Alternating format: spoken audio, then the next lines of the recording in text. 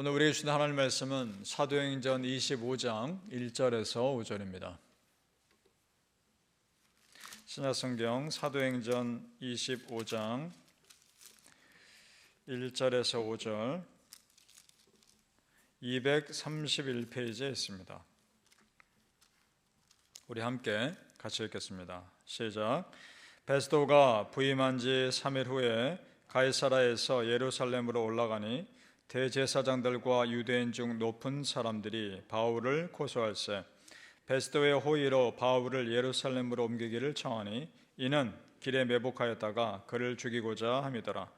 베스도가 대답하여 바울이 가이사라에 구류된 것과 자기도 멀지 않아 떠나갈 것을 말하고 또 이르되 너희 중 유력한 자들은 나와 함께 내려가서 그 사람에게 만일 옳지 아니한 일이 있거든 고발하라 하니라. 아멘. 이 새벽에 예배하신 하나님의 은혜가 우리 성도님들께 함께 하시기를 예수님 이름으로 축복합니다. 아멘. 자, 유대 총독이 벨릭스라는 사람에서 베스도로 바뀐 겁니다. 자, 단순히 통치자가 바뀐 것으로만 보이지만 영적인 눈으로 보면 벨릭스라는 사람은 자기에게 주어진 은혜의 기회를 놓친 겁니다. 바울 사도로부터 복음 듣고 구원받을 기회를 놓친 겁니다. 그가 유대 총독으로 있을 때 얼마든지 그는 복음 들을 기회가 있었습니다. 지금 우리가 25장 읽었는데 24장 다시 좀 올라가 보죠. 22절 보시기 바랍니다. 24장 22절 바로 앞장입니다. 거기서 좀 특별한 내용이 기록되어 있습니다. 24장 22절에 제가 있습니다. 벨릭스가 이 도에 관한 것을 더 자세히 아는 고로 연기하여 이르되 천부장 루시아가 내려오거든 너희 이 일을 처결하리라 하고. 자, 이렇게 되어 있습니다. 놀라운 사실이죠. 바울이 그에게 복음 전하기 전에 이미 벨릭스가 십자가 복음에 대해서 어느 정도 알고 있었던 겁니다. 어떻게 알고 있었을까요? 누군가가 그에게 전했겠죠. 그 누군가가 도대체 어떤 사람일까? 그 힌트가 24절입니다. 바로 밑에 24절 제가 있습니다. 수일 후에 벨릭스가 그의 아내 유대 여자 드루실라와 함께 와서 바울을 불러 그리스도 예수 믿는 도를 듣거늘. 그 벨릭스의 부인이 유대인입니다.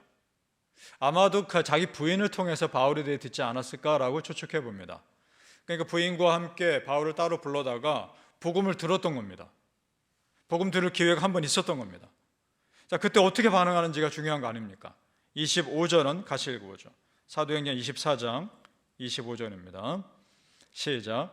바울이 의와 절제와 장차 오는 심판을 강론하니 벨릭스가 두려워하여 대답하되 지금은 가라. 내가 틈이 있으면 너를 부르리라 하고. 들었습니다. 뭔가 두려움이 있었던 겁니다. 그의 마음에 뭔가 찔림이 있었던 겁니다. 그런데 거기까지였습니다. 더 이상 마음을 열지 않습니다. 다음에 내가 너를 부르리라 말했지만 실제 부르지도 않았습니다. 그 뒤에 총독 바뀐 거 아닙니까? 은혜의 기회를 놓친 거란 말입니다. 이 귀한 기회를 놓쳤습니다. 더 안타까운 것은 이것이 그에게 은혜의 기회였다는 것을 모르고 있다는 겁니다. 성도님들, 아는 것과 믿는 것은 다릅니다. 우리가 복음을 아는 데서 끝나는 것이 아니라 믿음에까지 나아가셔야 하는 겁니다. 또한 성경을 많이 알 수는 있습니다. 그러나 그 성경 속에 하나님이 나의 하나님을 인격적으로 받아들이는 것은 전혀 다른 차원의 얘기입니다. 바라기는 성도님들, 성경 말씀 그리고 이 십자가 복음 아는 데서 믿는 데까지 나아가시고 또 믿음에서 행동하는 데까지 나아가시기를 예수님 이름으로 축복합니다. 아멘. 은혜의 기회가 왔을 때 이것이 기회라는 것을 아는 것이 중요합니다. 그래야 붙잡을 거 아닙니까? 조금 전에 벨릭스 총독도 그렇고 그 다음에 부임한 베스도 총독도 그렇고 바울 사도가 아무 잘못 없는 사람인 걸 알고 있었습니다. 다시 25장으로 이제 넘어오는 겁니다. 베스도 총독이 헤롯 아그리빠 왕에게 바울에 대해 설명하는 내용입니다. 18절에서 19절을 보시죠. 25장 18절에서 19절입니다. 시작. 원고들이 서서 나의 짐작하던 것 같은 악행의 혐의는 하나도 제시하지 아니하고 오직 자기들의 종교와 또는 예수라 하는 이가 죽은 것을 살아있다고 바울이 주장하는 그 일에 관한 문제로 고발하는 것뿐이라. 아멘. 무슨 말인가요? 바울이 잘못한 것에 대해 고소는 했는데 증거가 하나도 없다. 내가 보니까 이것은 종교 문제이지 정치적인 문제가 아니더라. 내가 보니까 잘못이 없더라. 그 말 아닙니까? 그러면 여러분, 풀어줘야 되는 거 아닙니까?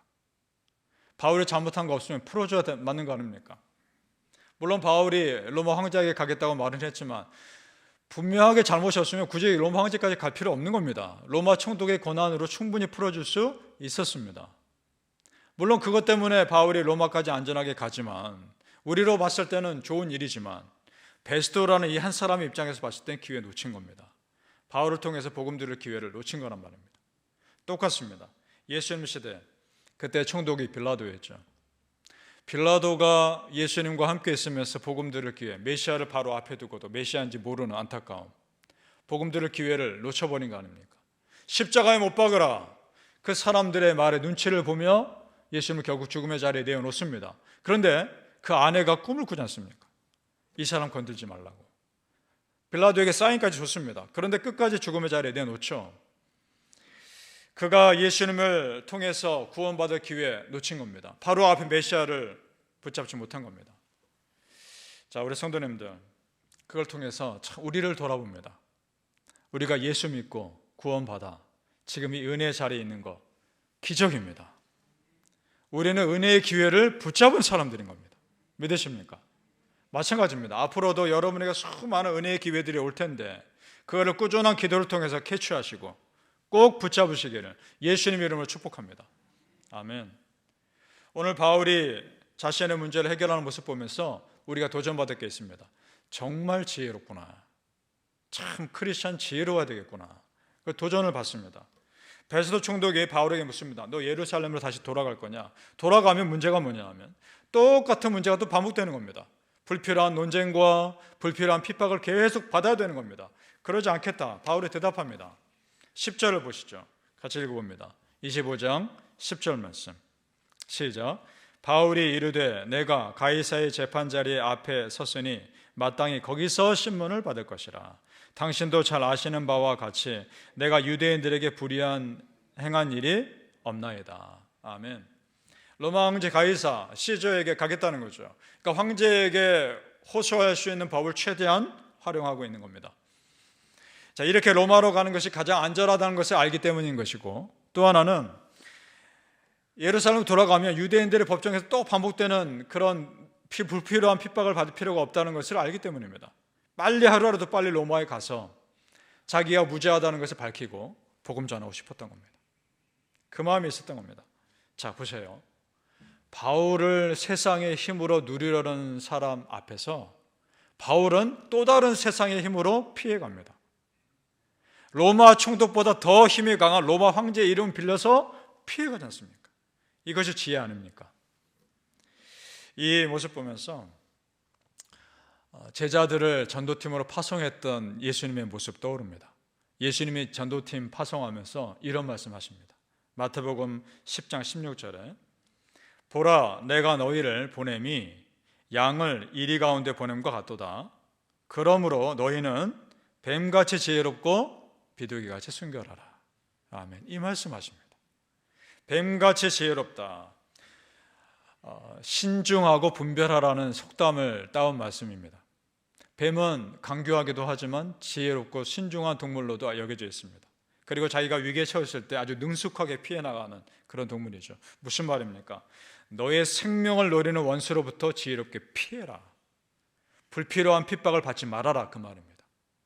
또한 비둘기같이 순결하라. 이 말은 여기서 순결하다는 말은 섞이지 말라는 말입니다. 세상과 섞이지 않는 것이 순결을 유지하는 겁니다. 이 말은 그러니까 진리 앞에서 절대 세상과 타협하지 말아라. 그 말입니다. 정리하면 이런 겁니다. 뱀같이 지혜로워서 불필요한 핍박을 피하고 비둘기같이 순결해서 끝까지 진리를 지키는 사람들이 되라. 이 말입니다. 믿으십니까? 아멘. 바울은 지금 이 두 가지를 다 갖춘 믿음의 사람인 겁니다. 성도님들, 오늘날 우리 크리스찬이 세상 살아갈 때 참 똑똑해야 합니다. 우리가 똑똑해야 합니다. 그래야 이 세상의 가운데 분별력을 가지고 판단할 수 있습니다. 더욱더 하나님의 지혜가 필요한 세상이 되어 가고 있습니다. 성경 말씀도 많이 알아야 하고 세상 소식도 밝히 알아야 합니다. 그래야 정확히 판단할 수 있습니다. 그렇게 균형 잡힌 믿음의 사람들이 은혜의 기회를 정확히 파악하고 캐치하는 겁니다.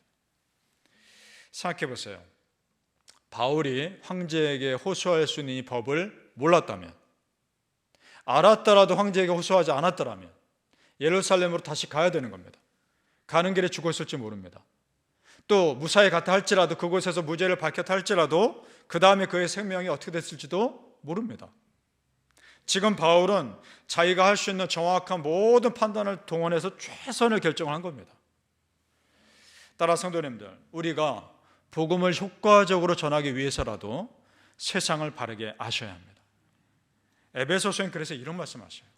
에베소서 4장 14절 말씀에 이는 우리가 이제부터 어린아이가 되지 아니하여 사람의 속임수와 간사한 유혹에 빠져 요동하지 않게 하려 함이라. 아멘. 그렇습니다, 성도님들. 갈수록 분별력이 필요한 이 시대에 참으로 지혜롭고 참으로 순결한 믿음의 사람으로 서시길 예수님 이름으로 축복합니다. 아멘. 기도하겠습니다. 아버지 하나님, 참으로 지혜가 필요합니다. 하나님 은혜가 정말 필요합니다. 이 시대에 뱀같이 지혜롭고 비둘기같이 순결한 믿음의 사람들이 되게 하여 주시옵소서. 하나님의 지혜가 참 필요합니다. 순간순간 결정해야 될 때가 얼마나 많은지 모릅니다. 하나님께서 우리에게 은혜를 주시며 아버지께서 원하시는 믿음의 길을 걸어가게 하여 주시옵소서. 하나님, 기도하고 또 기도하게 하시고 하나님께 묻고 또 묻게 하여 주옵소서. 조금이라도 허튼 길을 가지 않게 하시고 조금이라도 어두운 길을 선택하지 않게 하여 주시며 밝은 은혜의 길을 선택하며 은혜의 빛의 삶을 살아가게 하여 주시옵소서. 조금씩 어두워가는 이 세상 가운데 우리는 밝은 빛의 길을 선택하며 살아가게 하여 주시옵소서. 감사하며 예수님 이름으로 기도합나이다. 아멘.